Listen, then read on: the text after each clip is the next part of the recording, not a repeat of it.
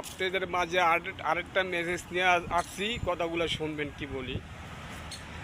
গাছতলায় বাসতলায় প্রেম না কইরা, গলায় গলায় না ধইরা, কবিতরের জোড়া না বাইন্ধা, বাড়িতে চাচি বুয়া আছে, নানি আছে, বুয়া আছে, অগো কাছে বলেন, নানি বুয়া আমি তো লায়ক হয়ে গেছি, আমার বিয়া শাদির দরকার আছে, বিয়া করে নেন।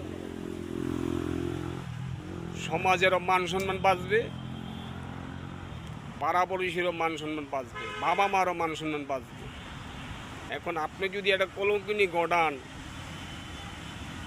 প্রেম কইরা বা এক জায়গায় গেলেন বা গেলেন গা এক জায়গায়, কেস মামলা হইল, বিচার আচার হইল, বাবা মার কিন্তু মান সম্মান কান কেটে যাবে, যাবে না? যাবে।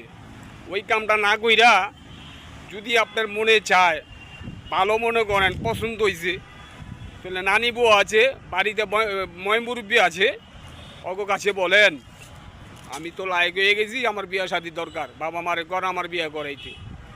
তাহলে বাবা মারও মান সম্মান বাঁচবে, পাড়া পড়শিরও মান সম্মান বাঁচবে, সবারই মান সম্মান বাঁচবে।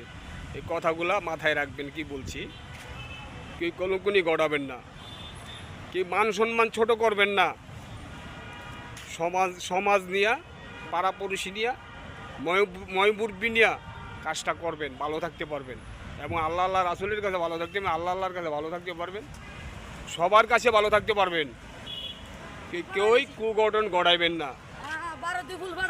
ভালো থাকেন।